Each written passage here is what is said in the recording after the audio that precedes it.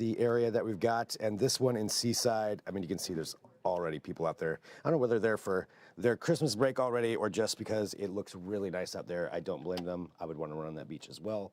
I'm not sure what the temperature is there, but we will find that out here shortly. Let's take a look at the Willamette Valley as well. Willamette Valley Vineyards. They're also looking much better than it probably was earlier or later last week when we were dealing with all of that weather. We're going to be talking about that weather here in a minute. Here we go.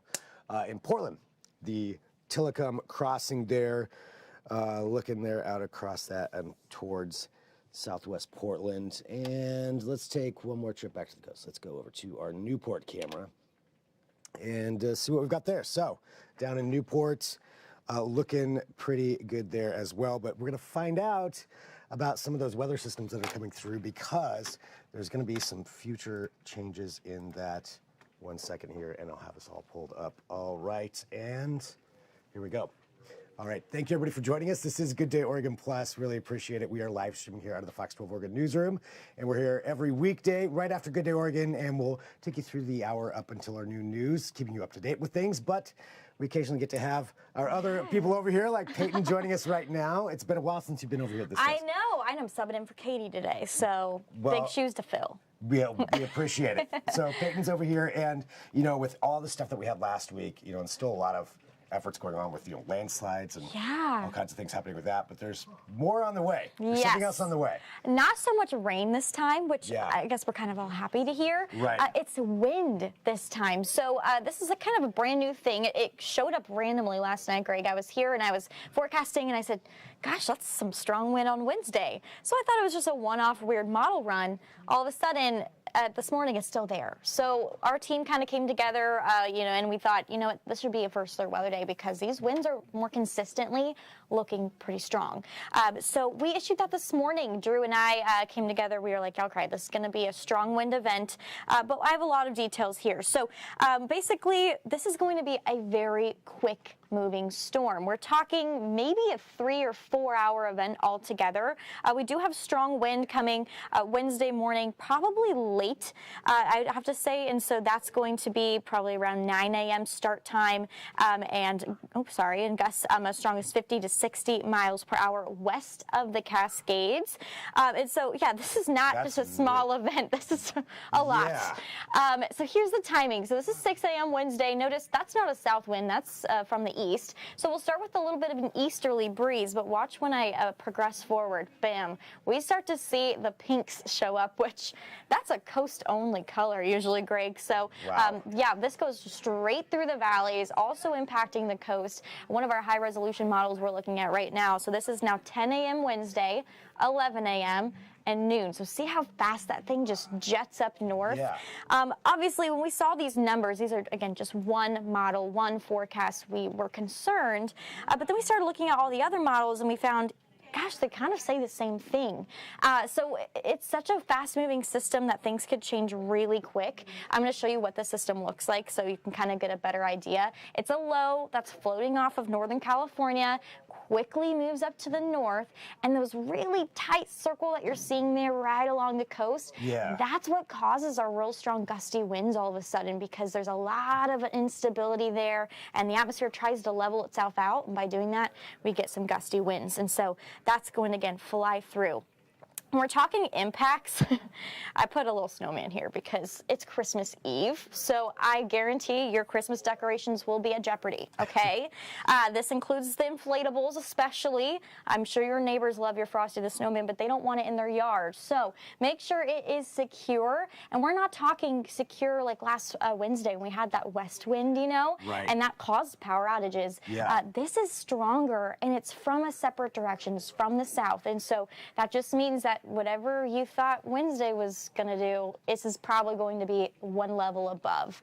Scattered to widespread power outages and down trees, of course, with those really strong wind gusts. So that's kind of the main 3 things we want you to keep in mind, and hence why we've issued a first alert weather day.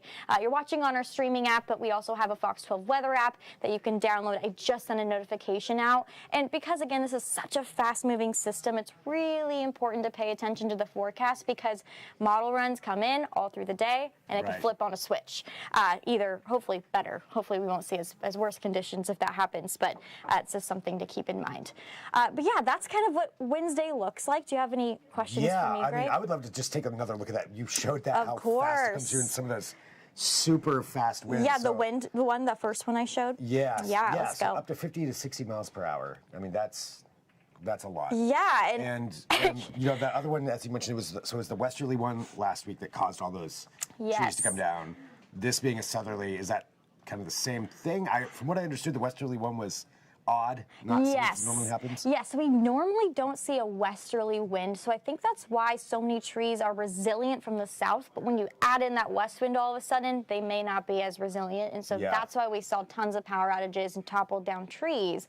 This is similar in the sense where it's going to be a widespread event, but it is stronger and it is from the south. So like I mentioned, the south wind is more of a common event around here. What's not so common is 50 to 60 mile an hour gusts. And again, progressing forward, this is now pretty much right over the metro at 10 a.m. Wednesday, and models are in very good agreement about the timing right now with late morning, early afternoon.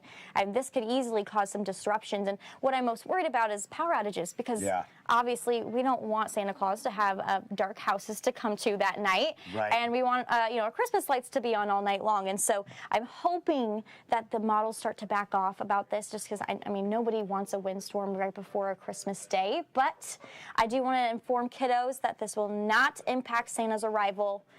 He will be a-okay with gusty winds will be far gone by the time he shows up. He can handle that. Whether your trees can, I don't know.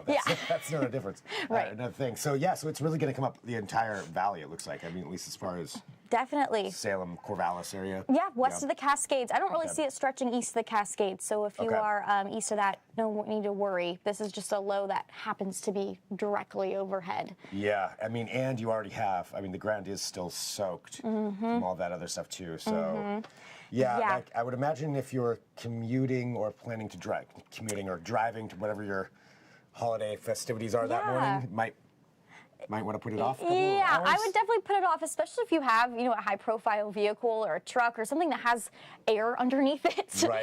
You want to be real careful, or maybe driving a trailer along. Those gusty winds could easily, even throw you off the road or into the other lane. So just be so careful. If you can hold off travel, either even actually do a little earlier, maybe Tuesday night or Wednesday evening. I know no one wants to travel, probably Christmas Eve evening, but just as early as you can before Wednesday morning.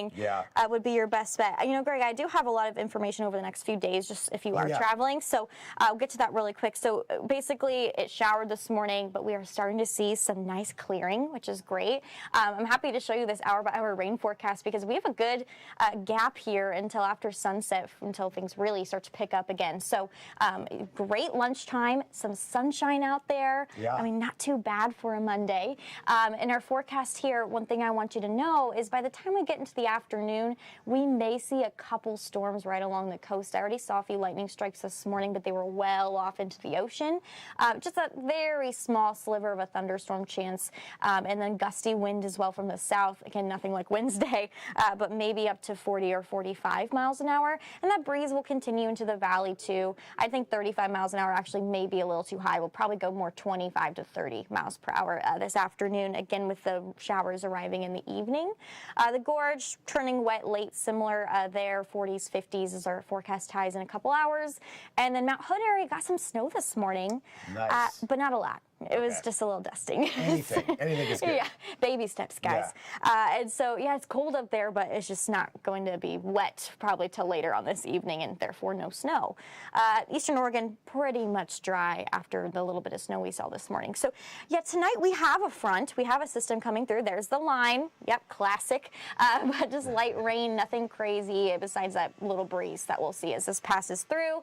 And by Tuesday morning, this is 7 o'clock. I mean, lots of clouds. It's not going to be a beautiful day, but at least we'll get some more dry time up until probably, again, same timing, 7, 8 p.m., where a little weak system comes through. So forecast rain, and I know this is, largely pertains to the flooding. A lot of people are questioning, we have rain in the forecast. Are we going to see more flooding? Yeah. No, because we're expecting less than a half an inch over the next 3 days. So that's something our rivers can handle. I know rivers have been high. We only have the Pudding River now under a flood warning till probably tomorrow morning. But yeah, this is fine. Our rivers are resilient enough to handle at least a little bit more every day, as long as it's a little bit and not a lot all at once like we saw. Ski resort update. I have been religiously checking all the ski resort websites. I am not a skier, but I know this is, ski bowl's not working right now. This happens. Yeah.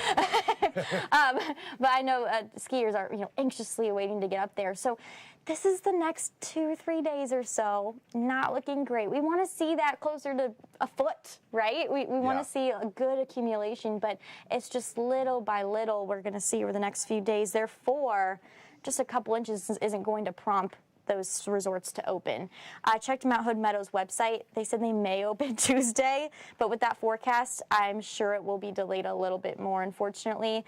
We've been saying all morning that Timberline has a very limited opening, just the Bruno beginner lift, and elsewhere, Ski Bowl, Hoodoo, Mount Bachelor, kind of the 3 other big ones, opening date TBA. They all say on their website, we'll let you know, but, it's just not snowing enough. So back to that first alert weather day, Christmas Eve.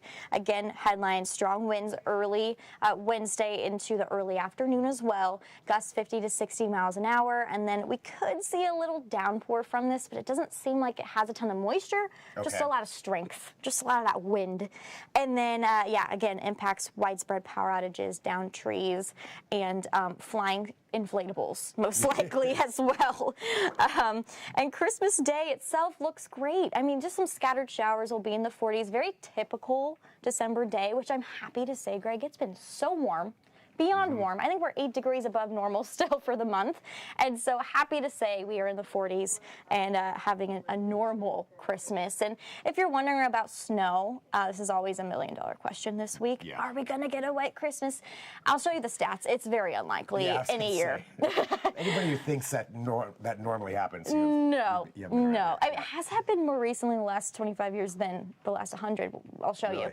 Yeah, but Northeast, if you really are dying to see it, I mean, we'll see a little bit there. Great Lakes region, we have the lake effect snow, very common. Cascades, Rockies, Sierra Nevadas. That's about it. Very typical mountain snow we're looking at. Okay, here's me bursting your bubble. Okay, so basically, we only have a 4% chance any given year in Portland. You're saying there's a chance. Yeah, right. No, not normally. 1 inch on the ground 3 times in the past 100 years. Can you believe that? Wow. Yeah, so it probably seems like it could happen because it's happened in 2017 and 2008.